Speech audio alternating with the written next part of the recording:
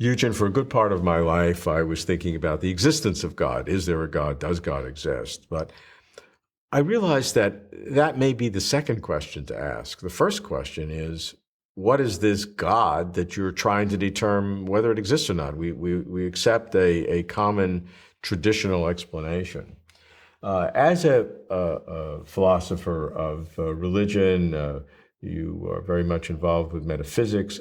Can the process of metaphysics, of discerning the general features of the world and looking for those deep structural elements that compose the world, can you use that as applied to God and to see what God is all about?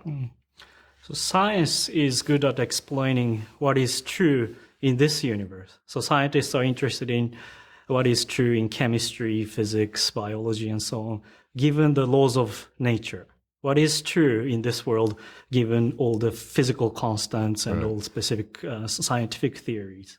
But they're not necessarily interested in what could have been true or what might have been true or what is true in a different possible world or different possible universe.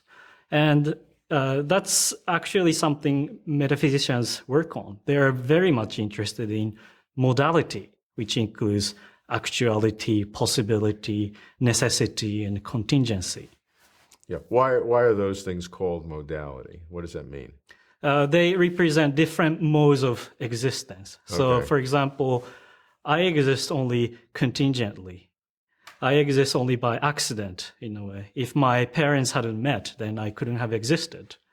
But according to theists, God exists necessarily. God is a necessary being in the sense that God's existence is not contingent. It's not that God exists only by accident. God is a self-existent being that exists necessarily. And moreover, he has all of his properties necessarily. Actually, almost all of them. So God is necessarily all-knowing and necessarily all-powerful and so on.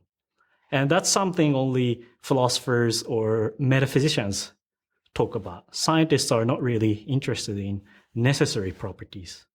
Okay, so we have necessary properties of God, and you've listed a few. How many properties does God have, for example? Can metaphysics discern? You mentioned two or three. I mean, how many are there? How many are that are essential, necessary, and how many are contingent? Does God have contingent properties? A lot of questions to ask. In order to answer the question, you have to do conceptual analysis. So start with a definition of God and then see what kind of attributes we should ascribe to this God. Okay. So my definition of God is that God is the greatest possible being, or God is something than which no greater can be thought. And according to classical theists, God should have omniscience, omnipotence, omnibenevolence, timelessness, changelessness, incorporeality, and so on. And these are all necessary properties of God. And they attribute these properties because they think that they are great-making properties, properties that make God great and that contribute. Greatest. Greatest, yes. Yes. That contribute to the greatness of God. Okay, so you mentioned 5 or 6 that would make God absolutely the maximum in those categories. Some of the characteristics are accepted pretty much by all theists, that God is all-powerful, all-knowing. Some of them are controversial, whether God is in time or whether not in time, which is the greater perfection. We don't have to get into that. I just want to get these categories. So we have these categories. Are there categories of God that are contingent, that didn't have to be the case? Some claim that the fact that God created the universe is not necessary. That was God's decision. So it could have been the case that God didn't create the universe, but God chose to create the universe. So that could be a contingent property of God. It's not conceptually true that God created the universe. Let's take some of the controversial characteristics of God, that God is immutable, God can't change, God is so-called impassible, is not affected, doesn't suffer. Some have said that God can't change, can't suffer, or God would not be perfect. Others have said that unless God can change and unless God can suffer with humans and others, that God is not perfect. So here you have metaphysics, which is maybe not surprising, arguing both sides. This depends on whether we should accept the static view of God or a more dynamic view of God. And if we accept the static view of God, then God should be impassible and immutable as well, because God shouldn't be psychologically or physically affected.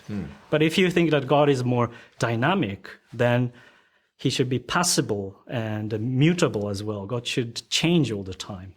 And feel our suffering by really suffering in God's own being. That's right. So God is not just an observer of our suffer.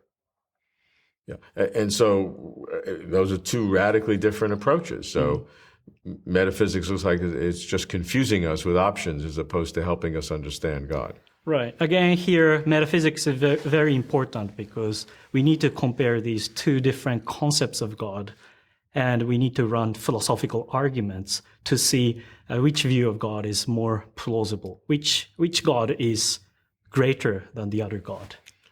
And how does that affect us? What follows from that? So science, again, science is good at explaining what is true in this universe, and arguably doesn't explain anything ultimate. Because if we want to know ultimate reality or the ultimate origin of everything, we cannot just appeal to something exists contingently. We have to appeal to something that exists necessarily. And that's something only metaphysics can discover.